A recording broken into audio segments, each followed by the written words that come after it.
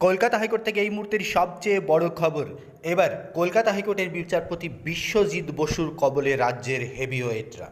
সমতলের পাশাপাশি পাহাড়েও ভয়ঙ্কর নিয়োগ দুর্নীতির অভিযোগ উঠেছিল, সেই নিয়ে মামলা চলছে কলকাতা হাইকোর্টে।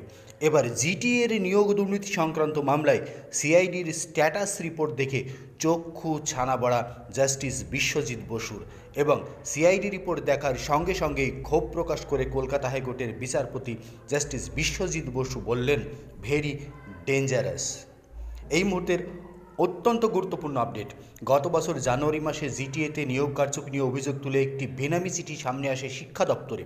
শিক্ষা দপ্তর সেই চিঠি ডিআইজি, সিআইডি ও ভিজিলেন্স কমিশনকেও পাঠায়। সেই চিঠিতে অভিযুক্ত হিসেবে পার্থ চট্টোপাধ্যায়, বিনয় তামাং, তৃণমূল ছাত্র পরিষদ নেতা তৃণাঙ্কুর ভট্টাচার্য, জ্যোতিপ্রিয় মল্লিক ঘনিষ্ঠ হাবড়ার তৃণমূল ছাত্র পরিষদ নেতা বুবাই বোস, স্কুল পরিদর্শক প্রাণগোবিন্দ সরকার সহ রাজন্য হালদারের স্বামী প্রান্তিক চক্রবর্তীরও নাম ছিল। সোমবার সেই সংক্রান্ত মামলা উঠেছিল আদালতে। আজ মঙ্গলবারও আবার সেই একই ঘটনার পুনরাবৃত্তি হলো। সেই মামলায় ক্ষোভ প্রকাশ করে জাস্টিস বিশ্বজিৎ বসু বললেন, ভেরি ডেঞ্জারাস। জিটিএর মামলাতেও কার্যত ভয়ঙ্কর বিপদে পড়তে চলেছে রাজ্যের হেভিওয়েট নেতারা।